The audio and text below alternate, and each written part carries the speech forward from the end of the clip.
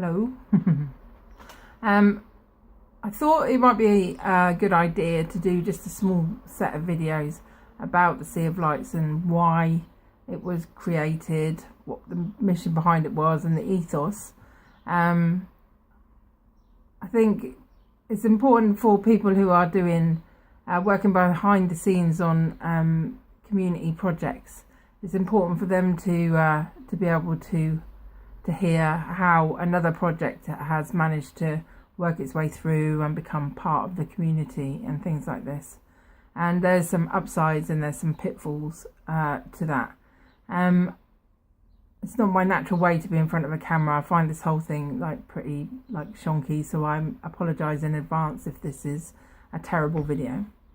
So initially, when we started the parade, it was 2013, and Lancing had a very bad reputation in the councils and in general because they felt like the people of Lancing didn't deserve, good events. I think they decided that the only thing that would survive in Lancing is a classic sort of fair.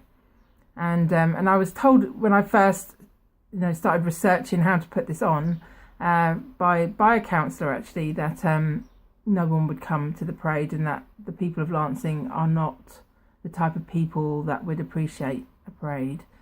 I was obviously completely confused by that because I was trying to set one up. So I was a person in Lancing, so that doesn't really rub with me. They were proven completely wrong. So Lancing has had 6 years now of just amazing creativity exploding onto the streets. So I'm glad I just knuckled down and ignored that. We all have done our utmost to put this on, but I have to say I only actually started this up to do one parade. I'd never set it up as a long haul project because it takes a year, and I thought a year of my life I could do it for 1 year, but I'm not able to dedicate too much more than that. And so when the Sea of Lights was set up initially, it wasn't intended to carry on for years on end. But the community and the schools have really got a lot out of it. So the schools now use it every year in their Ofsteds. It's very helpful for their gold awards. I know that the Sir Robert Woodard Academy are really happy to be involved in it because it helps them to show the community how they're changing and getting out of special measures and moving on from a bad reputation which they're gradually growing out of. And the same for the Globe actually.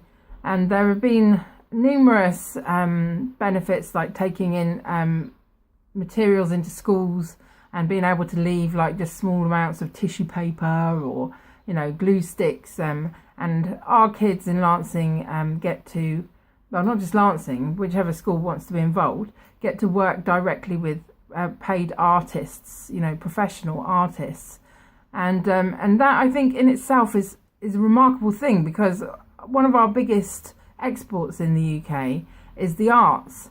And I know that they're being quashed throughout the education system. But if you quash one of our, the seeds of one of our biggest exports, what benefit is there?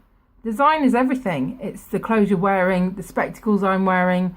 It's how I just choose to pick my products. It's everywhere. It's the guitar. It's the carpet.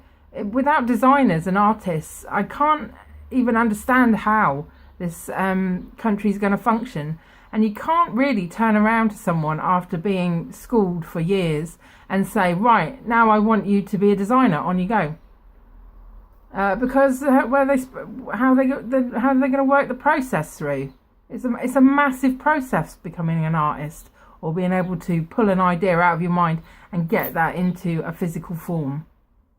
So I understand that maybe for some people we're looking at the choice in their minds between books and art, but it's not like that. We have we're lacking in so many resources, in community resources, we've got so much loneliness, and we need more interconnection for people's mental health. The parade changes people's opinions of the people in Lancing. It's already done that. We were told we won't be any good, but we've proven them wrong, like properly proven them wrong. So the parade has got many functions, and art has got many functions within a community. So, but I do feel like if you are going to set up a project like this, you need to have longevity in mind from the beginning. I mean, we've made some pretty horrific mistakes. Like, I should have had maybe more structure involved. I always felt like, as a founder or something, that my job was to create opportunities for people. They could then, like take on a role, use that to further their CV or whatever they wanted to do with it, but to not nitpick people and to let people have some freedom within their role. And I think now I should have been a bit more clear about roles and job descriptions and stuff like that. But each year I didn't expect the next year, so it's always been a bit of a shock that there's ever been even more years, one after the other. I'm very proud of my involvement in this parade. It's been an amazing experience for me. It's brought me my best friends, and the people who volunteer on it, they're going through their own life problems. They've got losing their close family, their dogs, their health, dealing with family problems, and they still turn up and they still do it every year. And I'm extremely honoured to be a part of such a powerful commitment to a wider community. It's been very healing for me personally. That was really just some of the stuff I wanted to say. I'll do a bit more. There are things you need to consider when you're setting up a community event or group, and I can maybe be a little bit helpful with my experience of all of that, and navigating the local councils and finding volunteers and things like that. Maybe I can be a bit helpful with things like that. But this is just my first sort of like video. It's not scripted. Maybe I need to think about that as well. But it's going. That's it. It's going out. All right. Bye bye.